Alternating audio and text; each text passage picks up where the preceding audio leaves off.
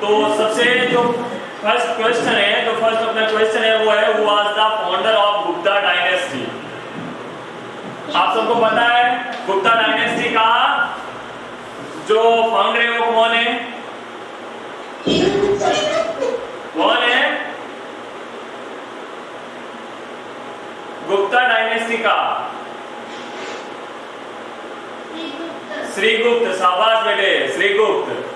फिर इसी में दूसरा, right the name of the greatest ruler of पाला डायनेस्टी। पाल डायनेस्टी का जो सबसे महान शासक था वो कौन था?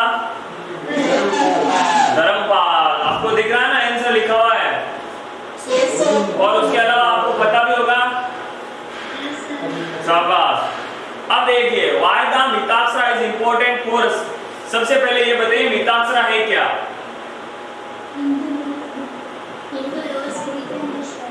हाँ, ये एक बुक है जो विज्ञानेश्वर ने लिखी थी और ये हिंदुओं के हिंदू जो लॉज हैं उनसे रिलेटेड है। तो ये हमारे लिए महत्वपूर्ण इसलिए है क्योंकि इसके अंदर हमारे धर्म से रिलेटेड लॉज हैं।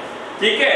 फिर नेक्स्ट है, why is Pallava dynasty period town Mahabalipuram famous. Mahabalipuram क्यों फेमस था? हाँ, जोर से थोड़ा बेटा। हाँ, वहाँ पे वो तो है, एक तो 5 चैरियट टेम्पल्स और एक आपके अपने बुक में दिया हुआ है जो स्टेच्यू है वो कर्व किए गए हैं। ठीक है। फिर नेक्स्ट है, इसी फर्स्ट में, name the place that compose bye Harshvardhan. इसमें हाँ, प्लेस नाटक होगा।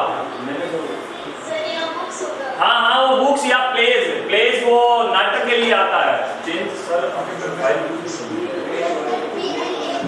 हाँ बिल्कुल बिल्कुल बेटा, मानता हूँ, लेकिन ये क्या है कि इसमें स्पेलिंग मिस्टेक हुई है। बाकी आपको पता है ना वो प्लेस ही है या बुक्स है। ठीक है। तो वो है, कौन कौन सी है?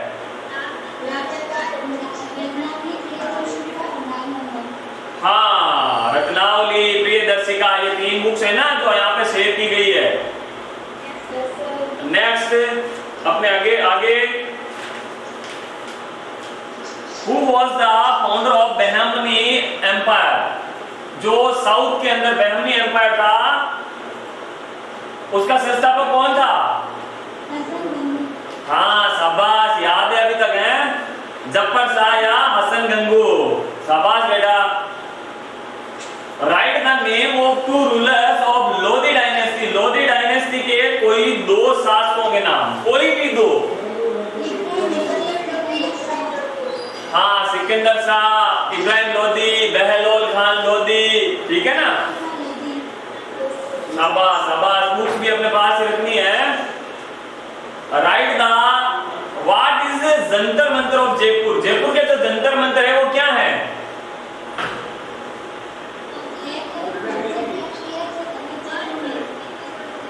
शाबाश, ये ऑब्जर्वेटरी है, सोलर ऑब्जर्वेटरी जो अपने ज्योतिष से रिलेटेड है। हाँ, एस्ट्रोनॉमी। ठीक है। और फिर है, देखो इसके, हाँ, why Guru Gobind Singh was born to live Anandpur. Anandpur छोड़ने के लिए क्यों मजबूर हो गए थे?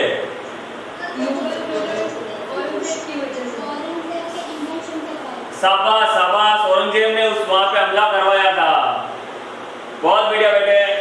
What were the name of elephant of Maharana Pratap that took part in the battle of Haldi Ghati. Haldi Ghati का जो युद्ध हुआ था उसके अंदर महाराणा प्रताप की ओर से जो हाथी युद्ध में भाग ले रहे थे उनका क्या नाम था? शाबाश, राम प्रसाद और पूना। अच्छा, एक और बताइए मेरे को, आपको याद भी होगा, हमने पढ़ा भी था, मानसिंह कौन से हाथी पे बैठा था?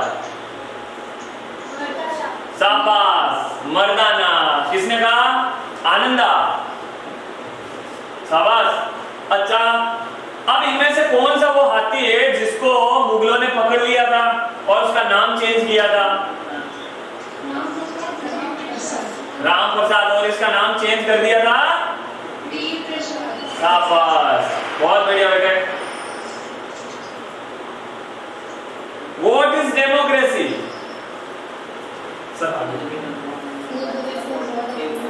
डेमोक्रेसी, डेमोक्रेसी क्या है?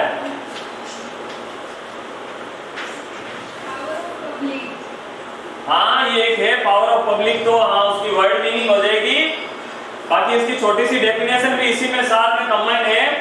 The democracy is a system of governance. ये क्या है? ये शासन करने का एक तरीका है डेमोक्रेसी, ठीक है। और कैसा? Which is based on the power of public, जो पब्लिक की, जो जनता की शक्ति है उस पर डिपेंड करता है। Name the two form of the representative democracy in present era. वर्तमान समय के अंदर जो रिप्रेजेंटेटिव डेमोक्रेसी है वो उसके जो भाग हैं वो कौन कौन से हैं? आवाज आने दो बेटा, कोई इश्यू नहीं है, अगर आप गलत भी बताओगे ना कोई इश्यू नहीं है, ठीक है, बट आप बताते रहिए। क्या है इसका आंसर? शाबाश, पार्लियामेंट्री फॉर्म और प्रेसिडेंशियल फॉर्म। शाबाश। अब देखिए, democracy is the government of the people, by the people and for the people. Which thinker has this statement? ये किस थिंकर ने, किस स्कॉलर ने ये कहा था? शाबाश। ये जुड़े हुए कितने? ये बाकी बच्चे बोल क्यों नहीं रहे हो भाई? ये देखो जुड़े हुए 20 बच्चे आपके पास नाम दिख रहे हैं। ये भाग्यश्री और नीचे और कौन कौन से इसको ओपन करिए, और ये डिसीज के नाम जिन्होंने सेव नहीं कर रखे हैं ये बेटे जाहिर वाले बच्चे, आप भी बेटे आंसर दीजिए। आप ऐसा नहीं, आप अलग हो, कोई बात नहीं, आप भी हमसे जुड़े हुए हो और आपको भी बताना है, ठीक है। आप हमारे लिए इक्वल ही हो, ठीक है, तो आप भी आंसर दीजिए। बहुत सारे बच्चे जुड़े हुए हैं जबकि पर्टिकुलर 2-3 बच्चे जवाब दे रहे हैं। नाम मोनिका, गजेंद्र, देखो मोनिका, गजेंद्र, भाग्यश्री और ये हाँ भारती सिंह, एक ये नाम नहीं लिखा हुआ है। बहुत सारे बच्चे हैं जिन्होंने अभी तक अपने नाम नहीं लिखे। हम आपको कैसे बेटा आपका नाम लिख करके बोलेंगे? ये जियोनी, X1, रेडमी, बेटा आपके पास हमें पता अच्छे अच्छे फोन है, लेकिन आपका नाम है वो उनसे ज्यादा अच्छा है ना?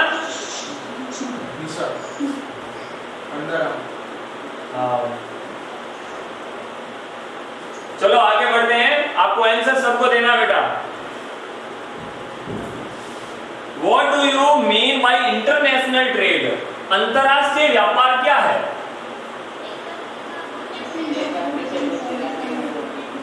शाबाश। देखो अंतरराष्ट्रीय व्यापार क्या है? अगर हमारे यहाँ पे कुछ चीजों का अगर प्रोडक्शन होता है और उन चीजों को हम यहाँ से किसी और कंट्री में उन्हें सेल करते हैं, या वहां पे अगर कुछ चीजों का दुनिया के किसी भी कंट्री के अंदर अगर कोई प्रोडक्शन होता है उसको हम अगर इंडिया में इंपोर्ट करते हैं, तो ये है international trade.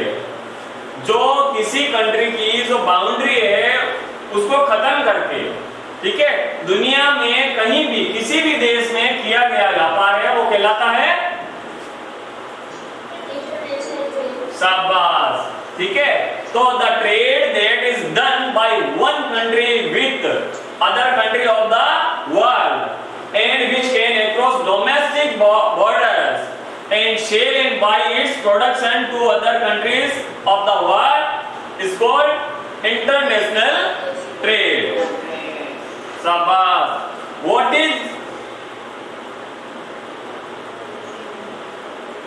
What are you understand by state highway? State highway से आप क्या समझते हो? Right to benefit of internet. Internet के कोई भी 2 बेनिफिट लिखने हैं, ठीक है। तो अब इसके आगे आप निकालिए, दिख रहे हैं ना आप सबको? देखिए तो इसका आंसर है, पहले इसके आंसर को समझ लेते हैं क्या है। स्टेट हाईवे वो है जो स्टेट की जो कैपिटल है उससे, जो टाउन्स हैं, जो डिस्ट्रिक्ट हेडक्वार्टर्स हैं, जो सिटीज हैं, पहले तो उनको जोड़ते हैं, फिर उसके अलावा नेशनल हाईवेज को जोड़ते हैं, फिर उसके अलावा जो स्टेट अपने नेबरिंग स्टेट है उनको जोड़ते हैं, वो सड़कें हैं वो कहलाती है स्टेट हाईवेज, ठीक है ना। तो those internal road of the state, किसी भी राज्य की वो आंतरिक सड़कें which join the capital with major cities, towns, district headquarters with one other and which join the national highways with the state highways of the neighboring state are known as state highways।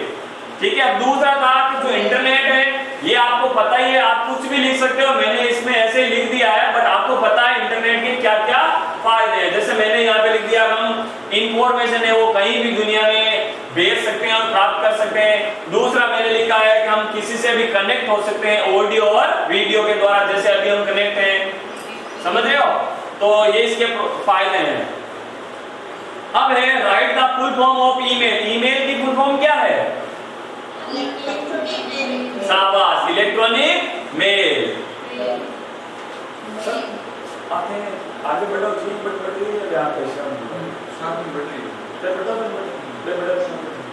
कोई छोटी बच्चा दिखता है, बच्चे सारे दिखने चाहिए।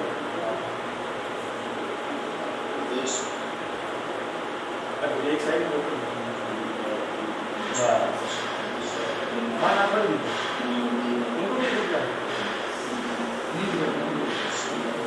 हाँ हाँ बेटे आगे। और दूसरा है, देखो इसको ध्यान से देखना, आपने बहुत बार विशाखापट्टनम कोच्चि सब के बारे में पढ़ लिया, लेकिन ये क्या कह रहा है उसका ध्यान रखना। Which seaport is the largest, having natural, wide, expensive and good harbor of India? कौन सा है? मुंबई। शाबाश। इसमें जो सारी क्वालिटी जो बताई गई है ना वो मुंबई वाले सी पोर्ट के अंदर है। फिर आगे है डिफाइन जीडीपी। जीडीपी क्या है? Who is the chairman of NITI Aayog. तो जीडीपी क्या है सबसे पहले तो ये बताइए मेरे को। हाँ शाबाश, क्या है जीडीपी?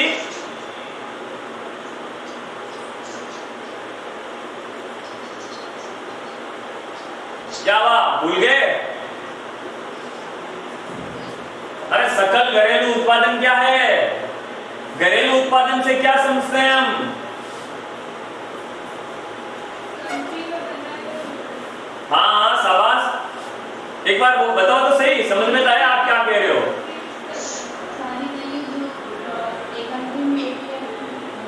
हाँ एक साल में, एक फाइनेंशियल ईयर में। शाबाश आगे।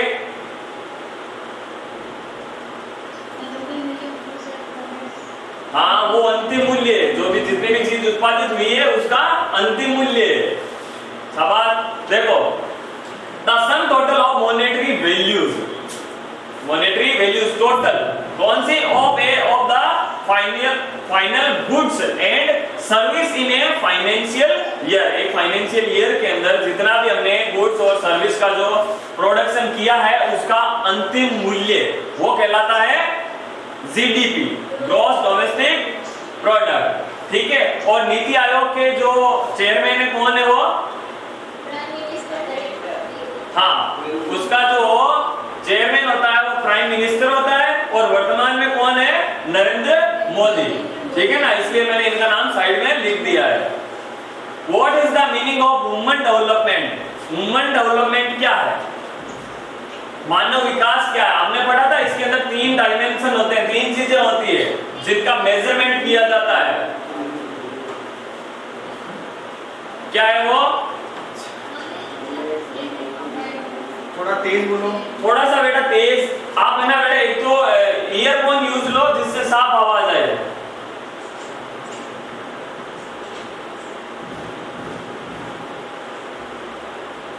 तीन चीजें, 3 डायमेंशन है इसके, 3 डायमेंशन कौन कौन से हैं? नॉलेज, हेल्थ और स्टैंडर्ड ऑफ लिविंग। शाबाश। तो to measure the level of human development by including 3 expensive dimension, example knowledge, health and standard of living. शाबाश। अब है when was national development council established in India. Bharat के अंदर जो NCE है इसकी स्थापना कब हुई थी?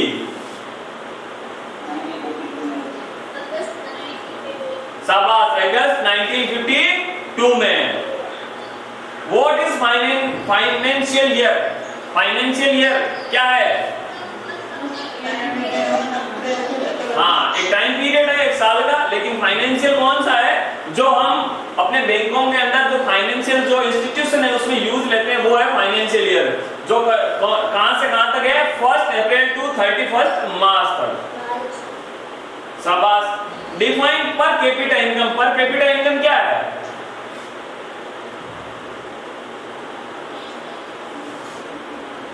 मेजर करेंगे ना कुछ, क्या मेजर करेंगे? हाँ, ए यूनिट ऑफ मेजरमेंट, मापने की एक इकाई है, ऑफ इकोनॉमिक प्रोग्रेस, आर्थिक विकास को मापने की एक इकाई है, ठीक है। और इसका जो फॉर्मूला है वो क्या है? हाँ हाँ, per capita income equal national income बटा पॉपुलेशन। हाँ, पॉपुलेशन का उसके अंदर भाग दिया जाएगा। दिख रहा है आपको बोर्ड पे, ये अपने स्क्रीन पे?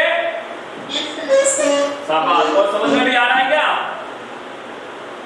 देखो, किसी को कोई इश्यू हो तो वो बता सकता है, चेक कर दो, या आप मैसेज कर सकते हो, इसी के अंदर चेक कर सकते हो। इसमें आपको कोई प्रॉब्लम आ रही है, समझ में नहीं आया तो उससे related. Okay sir. Right any 2 objective of economic planning. Economic planning जो हम करते हैं उसके 2 ऑब्जेक्टिव बताने, तो कौन कौन से हैं?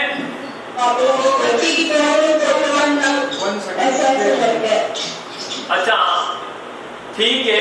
एक आदित्य ने पूछा है, वंस अगेन स्टेट हाईवे अंदर। हाँ, वो आदित्य, ठीक है बेटा, 1 मिनट में बता रहा हूं। स्टेट हाईवे, स्टेट हाईवे क्या है? किसी भी स्टेट के अंदर जो रोड्स बनी हुई है स्टेट के द्वारा, 1 मिनट, ये रहा, दोज इंटरनल रोड्स, वो सड़कें ऑफ ए स्टेट, किसी भी स्टेट की वो सड़कें विच जॉइन द कैपिटल, जो किसको जोड़ती हैं? उस स्टेट की राजधानी को, किसके साथ? विद मेजर सिटीज, बड़े शहरों को, टाउन्स और डिस्ट्रिक्ट हेडक्वार्टर को, विद वन अनदर, एक दूसरे को आपस में वो जोड़ते हैं। With join the national highways, with state highways, और किनको जोड़ते हैं? नेशनल हाईवेज को किसके साथ? स्टेट हाईवेज के साथ। Of neighbouring state are known as state highway. Aditya, आ गया समझ में?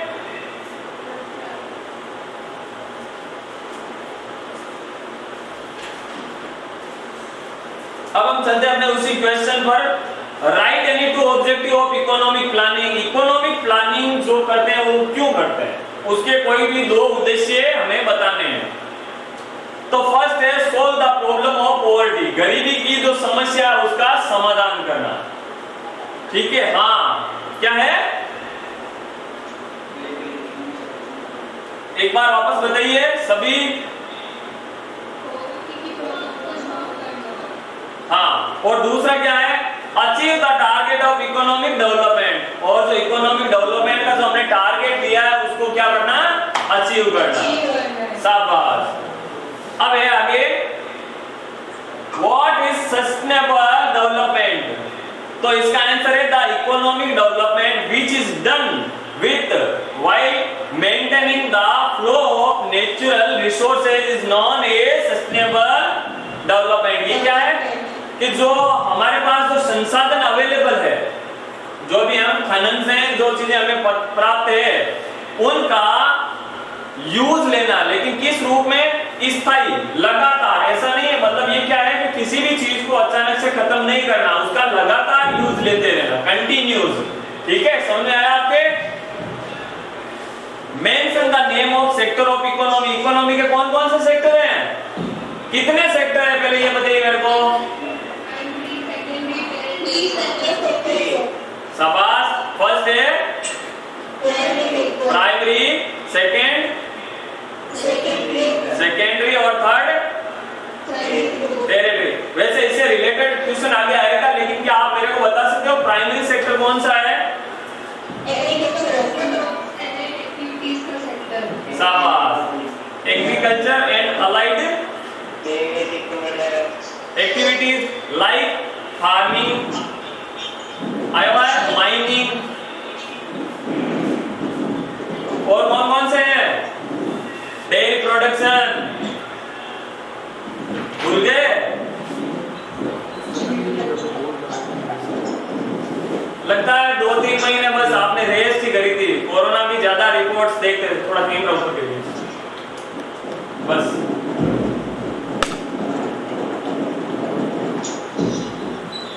अब है when was national income committee formed to calculate national income? राष्ट्र की आय को, सर इसको एडमिट करिए, कौन आ रहा है? Samsung Galaxy J7। उनको बोलो नाम। अरे बेटा आपने अपने नाम लिख लो आप, ये J7, N8, NH8, 89 ये सब बंद करो, अपना नाम लिखो, ठीक है? तो नेक्स्ट क्वेश्चन है अपने नेशनल इनकम कमेटी का गठन कब हुआ था? बस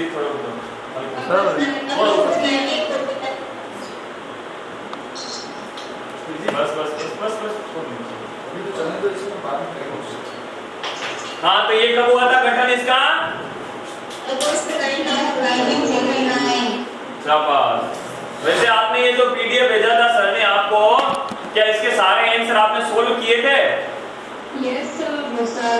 ठीक है, तो अभी देख लेंगे आगे बढ़ते बढ़ते। Which activities are included in primary sector? देखो अभी ये क्वेश्चन हमने बात किया था और वापस आ गया। कौन कौन से हैं इसके अंदर?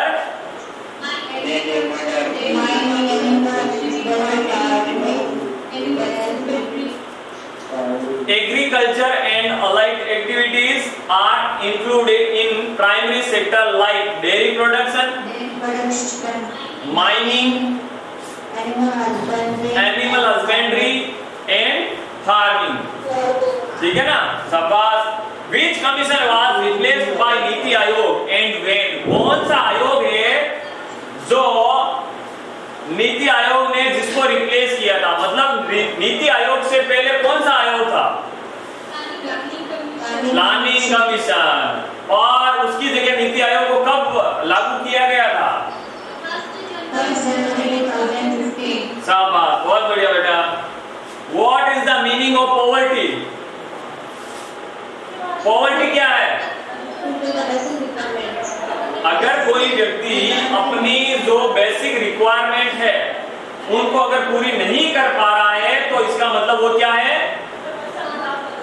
वो गरीब है, ठीक है? समझ आया आपको?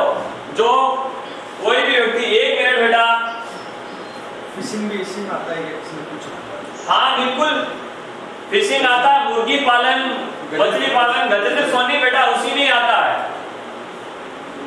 जो एक्टिविटीज बताई ना अभी हमने, ये जो प्राइमरी सेक्टर की, इसके अंदर फिशिंग है और ये पोल्ट्री फार्म है, ये सब बेटा इसी में ही आते हैं। इसमें देखो एक नाम आया था एनिमल हस्बेंड्री, जितने भी जो पशुओं का हम पालन करते हैं वो सब इसी में ही आते हैं, प्राइमरी सेक्टर के अंदर ही आते हैं। हाँ, और आगे कौन? स्क्रीन शेयर हो रही है बेटा, स्क्रीन शेयर हो रही है आपके पास? ये क्वेश्चन दिख रहे हैं आपको? एक बार चेक करो, दिख रहे हैं क्वेश्चन? और तो कुछ नहीं दिख रहा है ना? आपके जो साथी मित्र हैं उनके फोटोज तो नहीं दिख रहे हैं ना? या देख पा रहे हो आप? वो तो देख पा रहे हैं, कुछ स्क्रीन पे क्वेश्चन है नहीं। क्वेश्चन है आपके सामने? शाबाश बेटा। हाँ, तो पॉवर्टी क्या है? Poverty is the condition, poverty एक वो कंडीशन है in which an individual remain unsuccessful in the fulfill even the minimum requirement of living। जीवन जीने की जो कम से कम जरूरतें हैं, अगर कोई उसी को भी पूरा नहीं कर पाता है तो इसका मतलब वो क्या है? हाँ, state any two challenge of Indian economy। भारतीय इकोनॉमी के सामने कोई भी जो दो चैलेंज उनके बारे में बताना, इससे रिलेटेड पूरा एक लेसन है अपने, जिसके अंदर 3 चैलेंज बताए गए हैं। अभी 2 पूछे हैं बट आप तीनों बताइए कौन कौन से हैं वो? इन्फ्लेशन सबसे पहले, फिर दूसरा अनएम्प्लॉयमेंट, शाबाश आनंदा, और तीसरा पॉवर्टी। बहुत बढ़िया बेटा।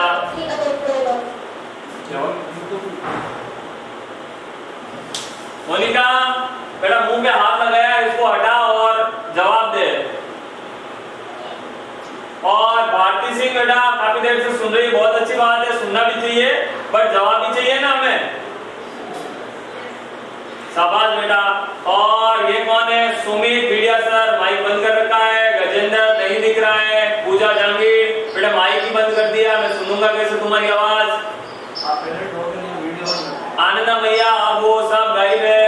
इधर ये रेडमी वाला किसका फोन है भाई? सीमा ठाक, क्या हुआ बेटा, सो गई क्या?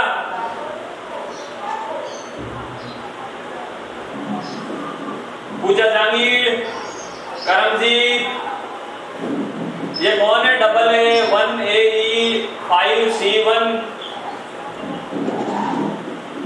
बेटा ये अपने पासपोर्ट नंबर हटाओ बेटा, अपनी फोटो और नाम लिखो।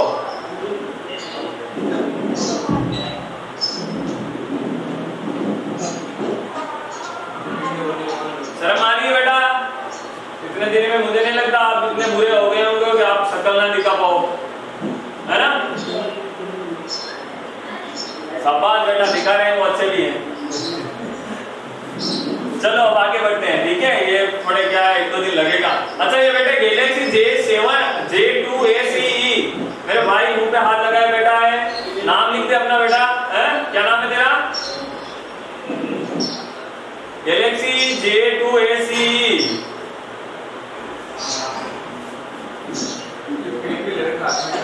पेन ले रखा मुंह के पास, व्हाइट टी शर्ट, क्या नाम बेटा? ये शायद ध्यान नहीं, इसको पता नहीं चला सर। चलो ठीक है आगे बढ़ते हैं।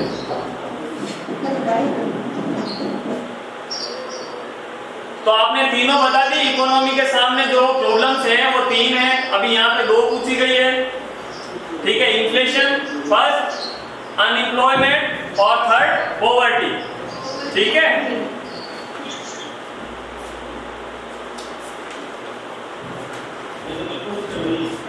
अब देखो जनरल प्राइस क्या है, जनरल प्राइस लेवल क्या है, ठीक है? जनरल प्राइस लेवल या नॉर्मल प्राइस लेवल दोनों एक ही है। वस्तु या वस्तुओं के समूह की सामान्य कीमत है वो कहलाती है जनरल प्राइस लेवल। शाबाश। The general price level refer to the average level औसत of price of various goods and an item group. किसी भी वस्तु या वस्तुओं के समूह की जो एवरेज मूल्य है, औसत मूल्य है, वो कहलाते हैं general price level. List any two function of currency. Currency जो आपकी मुद्रा है, आपके जेब में, आपके पॉकेट में जो पैसे पड़े हैं, उनके 2 कार्य हैं। क्या क्या कार्य हैं उनके? शाबाश। मीडियम ऑफ एक्सचेंज, लेन देन के लिए काम आ सकता है, और दूसरा स्टोर ऑफ वैल्यू, आप उसको क्या कर सकते हो? स्टोर कर सकते हो। शाबाश। डिलेड पेमेंट भी कर सकते हो। हाँ 5 से बताया गया है बुक के अंदर। शाबाश बेटा, मतलब एसएसटी पे आपने बहुत ज्यादा ध्यान दिया है।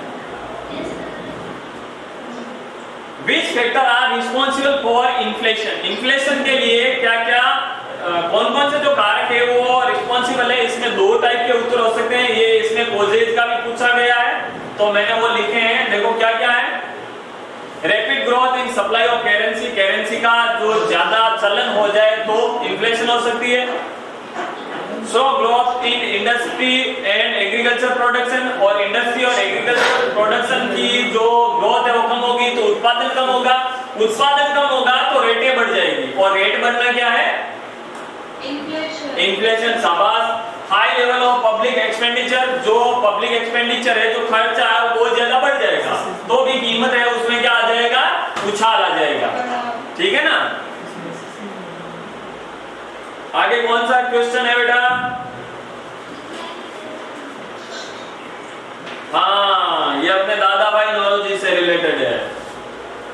When was the first effort to measure poverty in India was made? हाँ 1868 के अंदर दादा भाई नौरोजी ने जो पॉवर्टी है, ठीक है ना, उसको मेजर करने का फर्स्ट जो पहला प्रयास है उन्होंने किया था। अब है डिफाइन रिलेटिव पॉवर्टी। ठीक है, पहले पॉवर्टी देख ली हमने, गरीबी क्या है। ठीक है, अब दूसरा इसी के अंदर पूछा गया है कि जो रिलेटिव पॉवर्टी है वो क्या है। एक तो एक्चुअल है जो वास्तव में ही है, और दूसरी है रिलेटिव पॉवर्टी। तो पहले ये बताइए जो रिलेटिव पॉवर्टी है ये किन कंट्रीज के अंदर होती है, या कौन सी कंट्रियां हैं जिनके अंदर रिलेटिव पॉवर्टी है। शाबाश, डेवलप्ड कंट्रीज के अंदर। वहां पर बेटे देखो हम ये मानते हैं जो देश अमीर है वहां पे गरीबी नहीं है। ठीक है ना, तो इसको दो तरीके से आप समझ सकते हो। पहला तो अपने यहाँ पे जो हमने एक स्टैंडर्ड बना रखा है कि इतने रुपए से कम कमाने वाला है, इतनी कैलोरी से कम जिसको प्राप्त है वो गरीब है। तो ये तो हुआ गरीब देशों का, लेकिन जो अमीर कंट्रियां हैं उनका एक अलग स्टैंडर्ड है। ठीक है ना, उसमें यह माना जाता है कि जैसे मान लीजिए कि 1000 रुपए जो दिन में कमाने वाला है, ठीक है, उसके सामने अगर कोई 500 रुपए कमाए तो वो 500 कमाने वाला 1000 रुपए कमाने वाले के सामने क्या है, गरीब है। ये है रिलेटिव पॉवर्टी, जो कहां पर है, डेवलप्ड कंट्रियों के अंदर। हाँ, कंपैरिजन किया जाता है इसके अंदर। The measure of relative dissimilarities in the distribution of income, पहली चीज क्या है, इनकम और वेल्थ और consumption expansion between various sector of a society और nation is known as relative poverty. समझ में आया आपके? ना समझ में आए ना बेटा, मैसेज डाल देना, मैं उसको रिप्लाई कर दूंगा, रिपीट कर दूंगा वापस, सब देख कर लेना। अब आगे है what is hidden unemployment. Hidden unemployment क्या कहते हैं, छुपी हुई बेरोजगारी। पढ़ा था हमने? क्या आप बता सकते हो छुपी हुई बेरोजगारी क्या है? क्या आप एग्जांपल के थ्रू समझा सकते हो? Anyone please reply me. Sir जैसे खेती में ना मतलब 4 आदमी है तो उसमें से 2 आदमी कोई काम है और वो 2 काम करते हुए दिखते लेकिन प्रोडक्शन में उनका कोई योगदान नहीं है। शाबाश, और उनको अगर हटा दिया जाए तो प्रोडक्शन पर कोई प्रभाव नहीं पड़ेगा। शाबाश, जैसे मान लीजिए इसने जैसे खेत का उदाहरण दिया था, वैसे हम मान लेते हैं खेत का ही हम लेते हैं उदाहरण। जैसे मान लीजिए आपके खेत पे आप 3 बंदे उसकी रखवाली कर रहे हो, ठीक है, जबकि आपके खेत में एक बंदा भी रखवाली कर सकता है, तो बाकी 2 हैं वो दिख तो रहे हैं, वो काम कर रहे हैं, लेकिन उनका प्रोडक्शन में कोई योगदान नहीं। समझे आप? मतलब उन दोनों को अगर हटा दिया जाए तो भी प्रोडक्शन पर कोई प्रभाव नहीं पड़ेगा।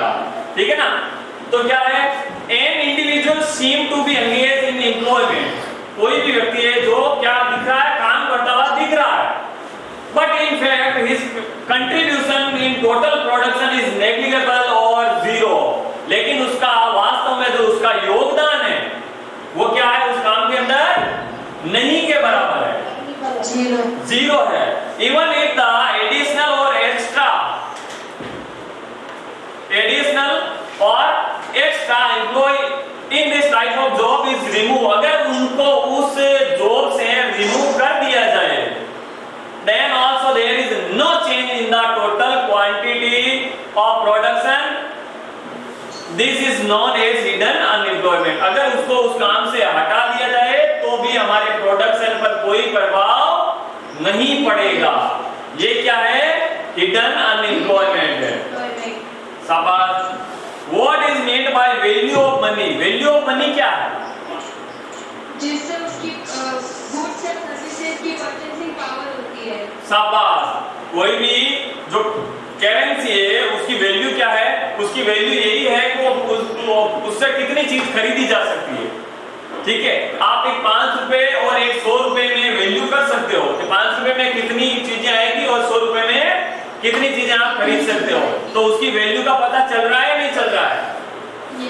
यही है the ability to buy and sell any item of any currency. किसी भी करेंसी के द्वारा जो हम बाई और सेल करने की उसकी एबिलिटी है उसको देखते हैं, वो क्या कहलाती है, वैल्यू ऑफ करेंसी। अब अगला क्या, इसी के अंदर mention any 2 reason of inflation. Inflation के कोई भी 2 कारण। इन्फ्लेशन क्यों होता? अभी हमने पहले पढ़े थे, कुछ देर पहले आया था एक क्वेश्चन अपने,